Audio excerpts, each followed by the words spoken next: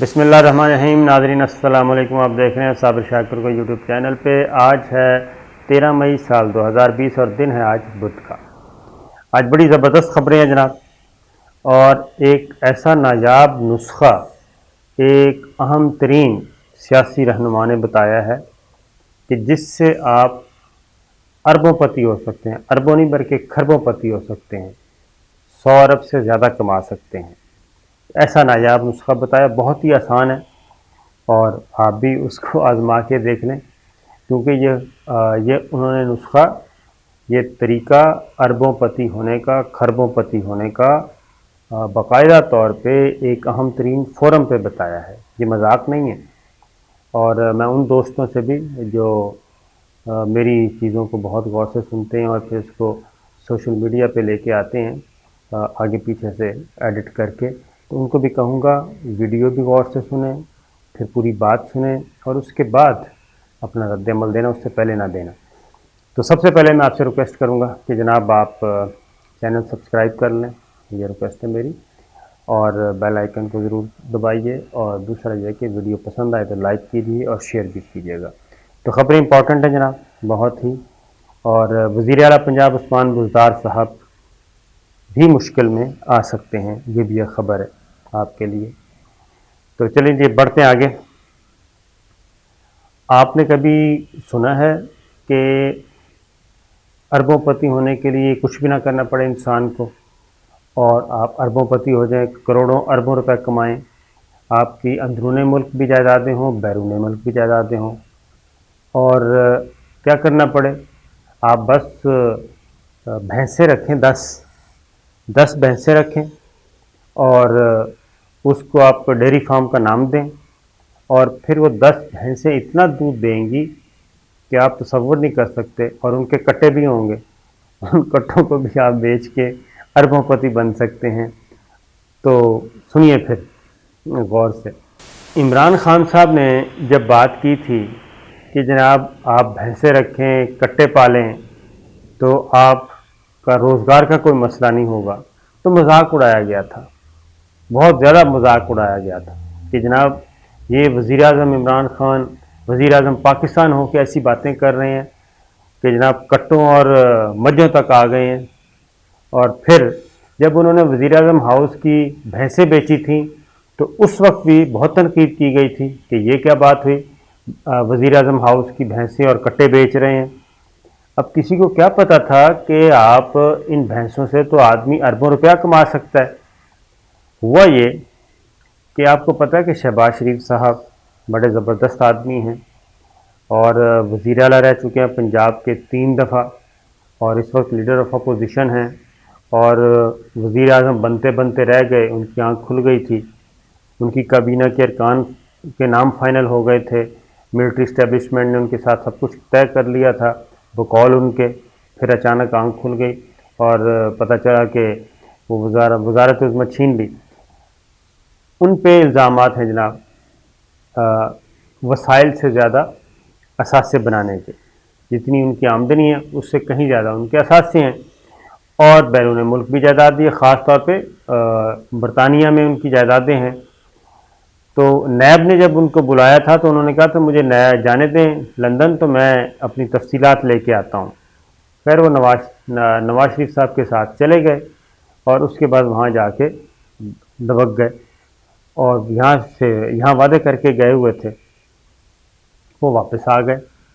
جب انہوں نے دیکھا کہ کرونا آ گیا تو کرونے کے نتیجے میں انہوں نے کہا کہ یہاں پہ بہت اللہ معاف کرے تباہی ہوگی، اور جب تباہی ہوگی تو دوبارہ پھر کوئی اور ملنا نہیں ہے، تو وزیر اعظم تو پھر میں ہی ہوں گا، یہ سوچ کے وہ آئے تھے۔ لیکن ہوا یہ کہ ان کے جو کیسز پینڈنگ پڑے تھے، ضمانت پہ ہیں ویسے وہ آج کل، جو پینڈنگ کیسز پڑے تھے تو اس پہ نیب نے ان کو بلانا شروع کر دیا۔ ایک دفعہ بلایا نہیں گئے، دوسری دفعہ بلایا نہیں گئے، تیسری دفعہ بلایا نہیں گئے، اور جواز بنایا کرونا کو۔ لیکن جب نیب کی طرف سے فائنل اور حتمی نوٹس چلا گیا تو اس کے بعد ان کو ایک میسج بھی گیا کہ اگر اب آپ نہ آئے تو پھر ان کو گرفتار کیا جائے گا۔ جب یہ میسج گیا تو جناب شہباز شریف صاحب آ گئے۔ شہباز شریف صاحب جب نیب کے سامنے پیش ہوئے، یہ چند دن پہلے کی بات ہے، تو نیب کے سامنے اسٹیٹمنٹ دے کے آ گئے اور سوشل میڈیا پہ خبریں آنا شروع ہو گئیں کہ انہوں نے بھینسوں اور کٹوں کا ذکر کیا ہے ادھر اور دودھ کا ذکر کیا ہے. تو میں نے واقعی سمجھا کہ نہیں، یہ خبریں صحیح نہیں ہیں، یہ جوک ہے، ایک مذاق ہے، ورنہ 10 بھینسوں کے ذریعے آدمی اربوں پتی کیسے بن سکتا ہے؟ یہ پاسبل نہیں. لیکن پھر میں نے نیب کے حکام کو چیک کیا، ان سے رابطہ کیا، میں نے پوچھا، میں نے کہا جی یہ کس حد تک صداقت ہے؟ تو نیب والوں نے انہوں نے کہا کہ نہیں، جو کچھ خبریں چل رہی ہیں سوشل میڈیا پہ وہ بالکل درست ہیں. اور شہباز شریف صاحب سے نیب نے پوچھا کہ جناب آپ یہ بتائیں کہ آپ کے پاس یہ اربوں روپے کی پراپرٹی جو ہے وہ کہاں سے آئی ہے؟ پاکستان میں بھی ہے اور بیرون ملک بھی ہے، تو آپ کا کاروبار کیا ہے؟ تو انہوں نے کہا کہ جو پراپرٹیز ہیں لندن میں، وہ تو میری دوستوں نے مجھے تحفے دیے ہیں کچھ، اور کچھ میرے اپنے گزر بسر ہو رہی تھی، اور تو اس میں سے. تو انہوں نے کہا کہ آپ کیا کرتے ہیں؟ انہوں نے کہا کہ میرے پاس ہیں 10 بھینسیں، پنجابی 10 مجھاں نے، 10 بھینسیں، اور ان 10 بھینسوں کو شریف ڈیریز کا نام میں نے ان کو دیا ہوا ہے، اور ان کا کوئی دودھ شود آ جاتا ہے اور وہ بیچ باچ کے گزارا کر کے تو وہ جو آمدنی ہوتی ہے، بس یہ ہے میرا بزنس اور یہی میرا ذرائع آمدنی ہے. تو انہوں نے کہا کہ 10 بھینسوں کی آمدن سے آپ کیسے اربوں پتی اور خربوں پتی بن گئے؟ آپ کے تو مختلف جو ٹیٹیز آ رہی ہیں اکاؤنٹس میں آپ کے عزیز و اقارب کے، تو وہ تو کروڑوں روپے کی ٹیٹیز ہیں، باہر سے آ رہی ہیں. تو انہوں نے کہا کہ نہیں، میرا تو یہی کاروبار ہے. پھر ہم نے کہا کہ آپ ذرا سوچیں کہ چلیں حساب لگا لیتے ہیں، 10 بھینسیں ہیں اور اگر وہ دودھ دیں 15-15 کلو روزانہ تو وہ 150 کلو بنے گا. 150 کلو اگر 100 روپے بھی بکے دودھ جو ہے، تو 150 کو 100 سے ضرب دیں تو یہ بنے گا 15,000. 15,000 روپے ڈیلی کی تو یہ آمدن ہو گئی. اس کو آپ مہینے سے ضرب دے لیں، 15,000 ایک دن کی ہے تو 30 دن کے بعد یہ ہو جائے گی 4.5 لاکھ. 4.5 لاکھ یہ ہے، اور ویسے بنتی تو ہے 4.5 لاکھ ایک مہینے کی. اور پھر آپ چلے جائیں ایک سال پہ، 12 چوکے 48، 48 اور 6 50، 50 لاکھ کی جناب یہ ہے ان کی آمدنی. ہر مہینے وہ کہتے ہیں 50 لاکھ میں دودھ سے کماتا ہوں، اور باقی حساب لگا لیں. پھر ظاہر ہے اب دودھ کے ساتھ کٹے بھی ہوتے ہیں، ہر سال کٹے بھی بیچتے ہوں گے، اور کٹا جو ہے 1 سال کا کٹا تقریباً 5,000 کا تو بک ہی جاتا ہے. تو اگر 10 کٹے ہوئے، کٹیاں ایک سائڈ پہ کر دیں، کٹے جو لے لیں، 10 کٹے کتنے کے ہوں گے جی؟ 50,000 کے سال بعد. تو یہ چیز چل رہی ہے.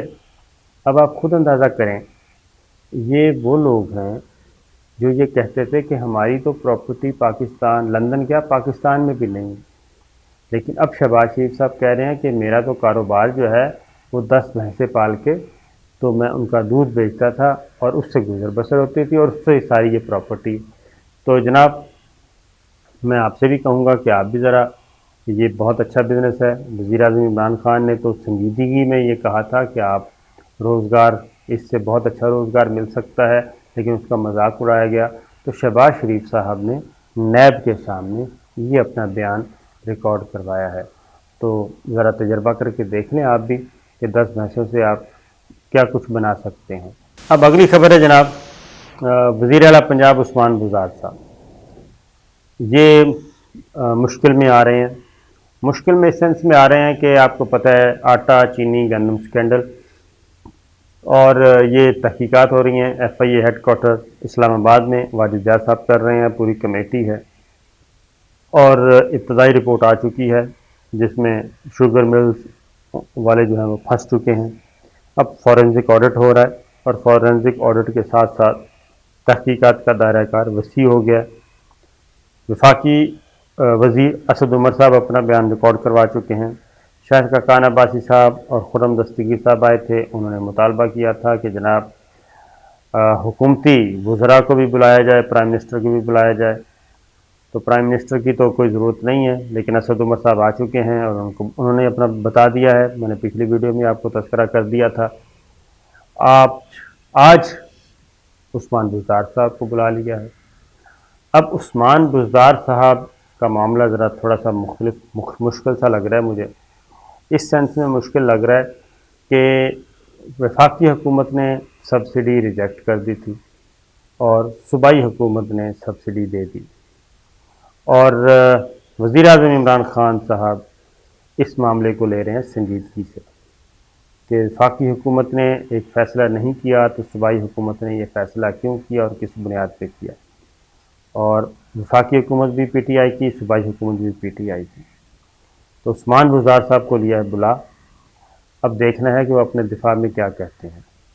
لیکن میں ابھی بھی آپ کو یہ بتا رہا ہوں کہ اگر یہ تحقیقات، یہ پاناما کی طرح کا بینچ ہے، میں آپ کو بتا رہا ہوں، یہ تحقیقاتی کمیشن والا جو ارکان ہیں اور ساری اس کی حیث ہے، یہ پاناما لیکس کی بنیاد کی طرح آگے بڑھ رہا ہے۔ پاناما لیکس بھی آہستہ آہستہ انویسٹیگیشن، وہی واجد زیاد صاحب بھی وہی ہیں، اور ان کے ساتھ لوگ جو ہیں وہ بھی اسی طریقے سے مختلف محکموں سے آئے ہیں، ایکسپرٹس ہیں۔ تو عثمان بزدار صاحب کا مستقبل اس سے جڑا ہوا ہے، اس تحقیقاتی کمیشن کی رپورٹ سے۔ کرونا پالیٹکس چل رہی ہے، عالمی سیاست اسی کے ارد گرد گھوم رہی ہے۔ پچھلی ویڈیوز میں ساری ڈیٹیلز آپ کو بتا چکا ہوں، اگر آپ پچھلی 3-4 ویڈیوز سن لیں گے تو آپ کو اندازہ ہو جائے گا۔ ٹرمپ جناب، پریزیڈنٹ ٹرمپ، سپر پاور امریکہ کے صدر، اب وہ راہ فرار اختیار کرتے جا رہے ہیں۔ ان کو اب مشکلات کا سامنا، مشکل سوالوں کا سامنا ہے۔ کل کی بات ہے، ایک بریفنگ دے رہے تھے، یعنی کہ میڈیا کے ساتھ انٹریکشن تھا ان کا وائٹ ہاؤس میں، اور وہاں پہ وہ آئے تو ایک خاتون جرنلسٹ جو کہ امریکن تھی لیکن چینی نژاد تھیں، اور انہوں نے سوال پوچھ لیا کرونا کے بارے میں۔ انہوں نے کہا کہ جناب، تباہی پھیل گئی ہے امریکہ میں اور آپ کیا کر رہے ہیں عوام کے لیے؟ تو انہوں نے کہا کہ یہ سوال آپ چائنا سے کریں، چین سے کریں، اس وائرس کے بارے میں، یہ تباہی کے بارے میں۔ تو چائنیز جو جرنلسٹ تھیں انہوں نے پھر دوبارہ بات کی، تو پریزیڈنٹ ٹرمپ جو ہیں وہ ان کے پاس کوئی سوال کا جواب تھا نہیں، زچ ہوئے اور انہوں نے راہ فرار اختیار کی۔ تو یہ سیاست جو ہے، یہ کرونا کی تباہی اور بربادی پریزیڈنٹ ٹرمپ کے پیچھا کر رہی ہے ان کا، اور دیکھنا یہ ہے کہ جو اس سال الیکشن ہے اس میں یہ کرونا ان کے لیے واٹرلو ثابت ہوتا ہے یا پھر وہ اس کرائسس سے نکل پائیں گے۔ تو جناب دیکھتے ہیں، ابھی تو فی الحال تو ٹرمپ جو ہیں وہ راہ فرار اختیار کر رہے ہیں، کرونا ان کے پیچھے ہے اور وہ بھاگم بھاگ پتلی گلی سے نکلنے کی کوشش میں ہوتے ہیں۔